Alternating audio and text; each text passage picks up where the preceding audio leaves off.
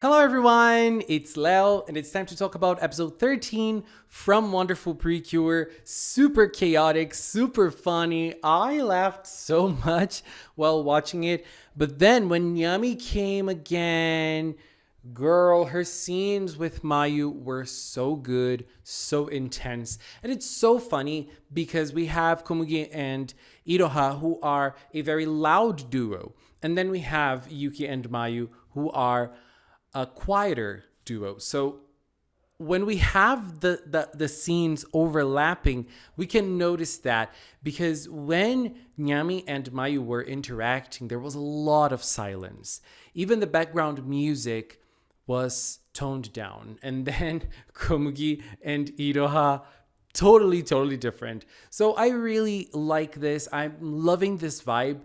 I feel like having those two duos, it really complements each other. They complement each other very nicely. And I feel like the story is moving in a very good pacing.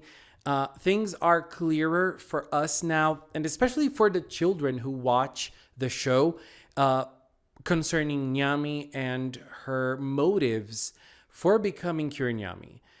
We are not seeing her point of view yet. We're seeing very little of Nami, and I like the mysteriousness of it all. And I feel like this is something that it's been a long time since we saw in PreCure. So we start the episode with kind of like Go Princess PreCure vibes with those frills in the side of the screen. We had this at the start, and we had this in another scene as well. It really reminded me of Go Princess and the visuals of it. And we see that we have the girls telling Mei Mei and Satoru who is Kirami, what happened, etc. And then they explain a lot of things, that Kirami seems to do things her way and she might not want to join them. And then they find this motive to have a quest to search for Kirami and try to understand her, talk to her and understand her. Very funny because, as I said, I feel like Komugi and Iroha, they have so much energy. And I think that this is the most interesting aspect of them as characters. Their craziness, their wildness. Everything about them is so unhinged, is so spontaneous. And it's just so fun to watch. And I feel like this is where they shine the most. So far, we had some drama with them. We had them fighting. We had a little bickering. And even though I feel like the bickering was done well, it was done in a good way, they shine brighter when they are like this, when they're doing something supposed to be serious in their own way. So I think this is where I like Komugi and Iroha more, in this spot. Okay, it might get tiring after a while, but I'm still having my fun with them this way. And this episode was the proof of that because I laughed so much. So I want to ask you something. What was your favorite moment of the search for Nami? Like, we had some very nice interactions of Komugi, Iroha, and Satoru with different people that they thought were Kirami. What was your favorite? I had two. I'm gonna have to mention two. The first one was that super stylish girl. So, okay, we have lots of side characters in Wonderful PreCure. They are nicely designed, but that girl feels overly designed for a side character. Like, she barely appeared. Her voice was super cool, but she barely appeared. She barely moved. We have like 3 shots of her, 3 different poses of her, and one of them is just the arm moving. So we barely saw her, but she already stole my heart, and I'm pretty sure she will steal the heart of so many people in the fandom. The interaction itself, it was cool, like the way she was talking about her dog and how she takes care of the dog. Very nice. But her design, oh my god, if she is the mid-season cure, I'm gonna love it. I mean, I know she's not, but I mean, if she were, I feel like they would have given her a little bit more importance in her first scene. But still, I mean, I would love to be surprised. To animation, I would love, imagine if we had a cure with that design, like a civilian form with that design. Please, she looks so good. And as I said, her design does not look like a regular secondary character design. She really looks like a main character design to me. Not really in PreCure, but like in anime in general. Girl, she looks so cool. Love her style. But obviously, my favorite interaction was with the three ladies, the three stylish ladies that visit Pretty Holic. Komugi was thinking that one of them was Kirami, but obviously they're not. Toei Animation would not do something this great. They would look gorgeous as cures for sure, but I love that they're giving those three characters so much personality. The way they were acting and, the way that they had a fully animated scene for them. It was gorgeous. And obviously, those scenes were not for nothing. We had the previous scenes were just for fun. I feel like I laughed in most, if not all of them. But this one had a little bit more purpose, which was to tie in Pretty Holic in the series, because we had the compact that Mayu created, and the compact had a faint scent. This is a very hard word to pronounce. Scent. A faint scent of Nami in them. And so they went to search in Pretty Holic because of that scene. So I'm really liking the importance of those three ladies. I love them. I feel like their design is so cool. I love how color coded they are, and their hair and their personalities. They are so nice. I love them. And then when they went to Pretty Holic, we get to see another character that I'm really liking, which is Sumire, who is Mayu's mom. We're seeing her a lot in the show. And she was singing. Oh, first she talks about Mayu's compact that sold out. Look, will that toy sell out when it's released? Because we're getting something close resembling that one for sure. Is it the empty ribbon tambourine? But, is it going to sell out like that one in the show? I mean, I would buy lots of them if I had the chance because it looks so good. But what really matters is that it's sold out. But then she was singing, nya, nya, nya. And because of that, and because of the scent in Pretty Holic, Komugi went straight for her and asked if she were a Kirami. Just like, what's a Kirami? Oh my god, that scene was so great. And I was thinking, maybe Kirami is called Kirami because of Sumire, because Sumire was singing nya, nya, nya. And Yuki hears that, and that became a sound that is familiar to her. I mean, probably not, but, Sumire, I would love if Sumire had this importance in the show as well. And then they meet Yuki, the cat. Yuki is outside, and when Komugi was gonna send her, I was like, ooh, girl, is she gonna discover something? I was so happy she didn't. Being very honest here, I was happy she didn't. And Yuki was like, oh my god, this dog, she has one brain cell. And I mean, this was just another proof of that, And then after they are tired of searching, a Garu appears. So now let's go to the other side of the episode, which is which is Mayu and Yuki. We start the episode with Mayu telling Yuki that she met a very beautiful and mysterious girl. And Yuki is there just like sipping her milk, and she just looks at Mayu and thinks, are you stupid? No, she doesn't, but she's like, okay, I know this girl is me, but it's a secret, and it's interesting because as I said before, we don't see the point of view of Yuki so far. We just don't. But I feel like this episode tried to make it clearer.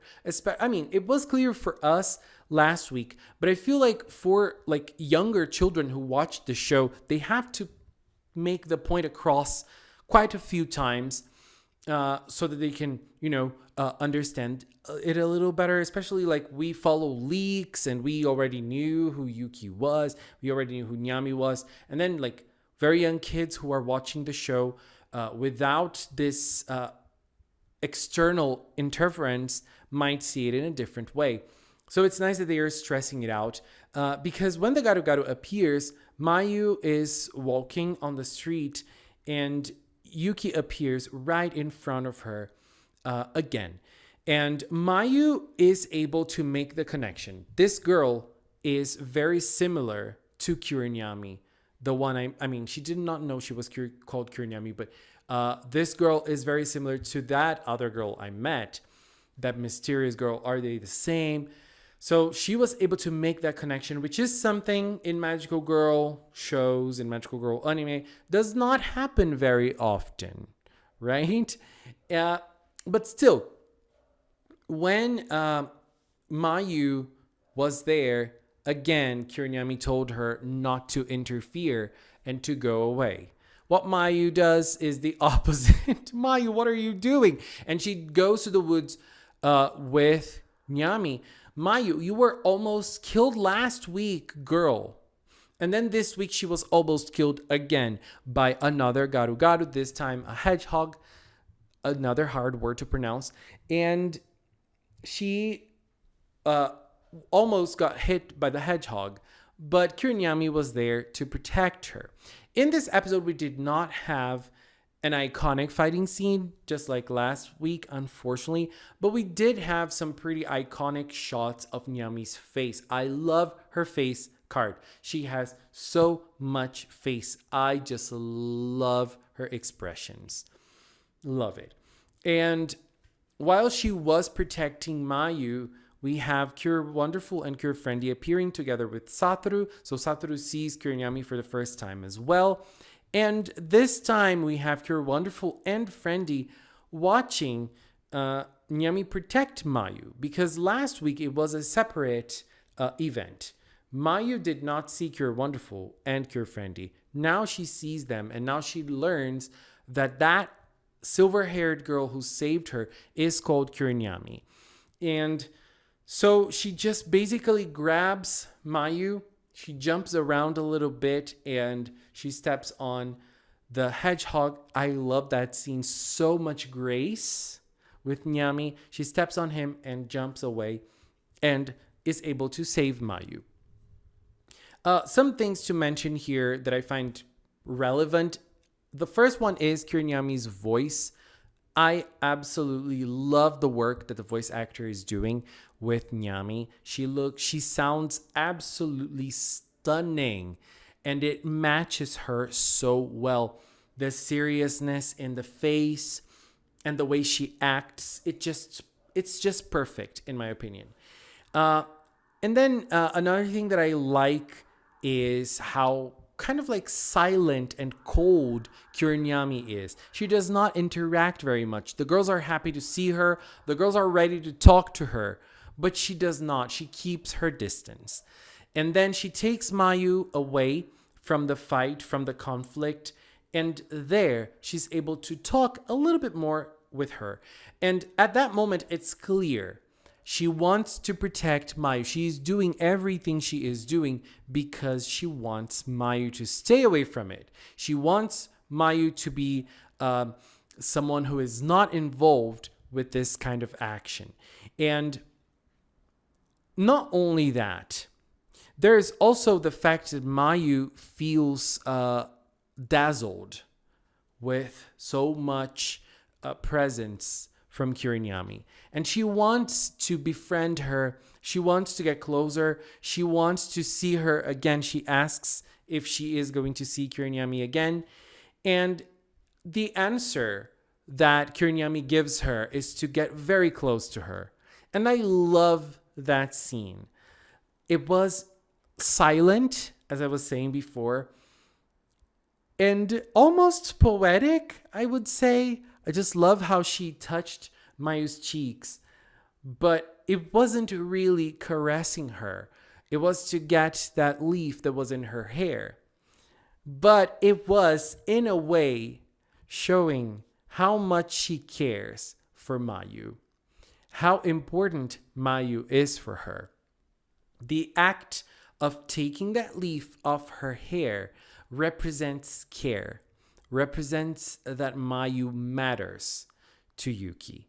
or to Kirami, or to the mysterious girl who she does not know who is. And then, parallel to that, we have Cure Wonderful and Friendly trying their best against the Garu Garu. And, I don't have much to say about this episode. We don't have a proper chase action because they don't chase after the Garu Garu, but there's no fight either. They just, try to tire it out. But when they're having a hard time, Kirami comes back. Kirami comes back ready to destroy the Garu Garu. Girl, her face, her movements. I was scared for the Garu Garu for a while. Not really. I wanted to see Kirami kick some ass. But I was so angry when Wonderful and Friendly stopped her. But at that point, what really mattered in that scene was that Wonderful and Friendly, they did not stop her, I think, at least, because they were afraid of what she was going to do to the Garu Garu. They stopped her because they wanted to talk to her. They wanted to understand what Kirami is doing. And what she was doing at that moment was very clear. She just came back because she went to check on Wonderful and Friendly because Mayu asked her to. This just adds another layer. So we have Kirami fighting because she wants to protect Mayu. That is clear. She does not care about Wonderful and Friendly. They can fight. They can, get beaten. She doesn't care. Her goal is to protect Mayu. If we're talking about a PreCure team, a full PreCure team, they all care about each other. And now there is a point of connection between Kirami and Wonderful and Friendly. This episode was the start of the moment in which Kirami started caring about Wonderful and Friendly. Not caring because she has feelings for them, but because Mayu thinks they are important. And Mayu does not know that both of them are Iroha and Komugi yet. She does not know about the mysteries of Wonderful PreCure yet. She will. But then it just adds some sort of connection between Iroha, Komugi, and now Yuki. Yuki has a reason to at least help Wonderful and Friendly a little bit. Even though she didn't really do it this time. She just saw that they were okay and she went back. And then we have Wonderful and Friendly creating a technique to win against this Garu Garu. And we have Cure Wonderful using the bear kid-eating animal for the first time. And look, I really don't understand why she had to use the bear as the strength to have that sort of power. Because that sort of power that she used is something that the PreCures can do like normally without a need of a power-up. So I did not enjoy it, but I did like it visually. Visually, it looked super, super nice. So that they were able to use Friendly Berare, they were able to purify the Garu Garu, and the hedgehog went back to Nico Garden. The hedgehog did not serve eyelashes. Why? Nico-sama is going to be disappointed at this hedgehog. Nico-sama will turn this hedgehog into a Garu Garu. I'm sure of it. And so the episode ends with Mayu and Yuki talking. Mayu talking to Yuki because Yuki is still keeping it a secret to the fact that she is able to transform into a human and into a cure. And she was talking about Kirami, how important Kirami is for her and how beautiful Kirami is and how much she wants to meet Kirami again. And we have a focus on the bow that she has and that little heart that she has in her neck. So again, to stress, Yuki is Kirami. I think that is important thinking about the very small kids that watch this show. So other things to consider. One of them is that I feel like this episode will fuel the color wars. In your opinion, what color is Kirami? Is she a white cure? Is she a blue cure? This episode mentioned a lot that Kirami is white. I feel like people who believe Kirami is a white cure are going to have a fool to their arguments, and I love it. Bring the color wars, baby. And another thing that I want to say is a theory of mine. I believe that we're going to see Yuki transforming into Kirami in episode 15 for the first time. And I believe Mayu will become Cure Lillian in episode 18 of Wonderful PreCure. Those are my guesses for the future of Wonderful. Let's see if I'm gonna get them right. Anyways, babies, this was my opinion on the super funny episode 13 from Wonderful PreCure. Loved it. It was a lot of fun. And just want to take this little time to thank the members of the Magical Cinnamon channel. If you are a member here on YouTube, if you are a member on Patreon, or if you support me on Throne as well, thank you very, very much for your support. And if you've watched up until now, thank you so much as well. Thank you so much for watching, and until next time, bye-bye!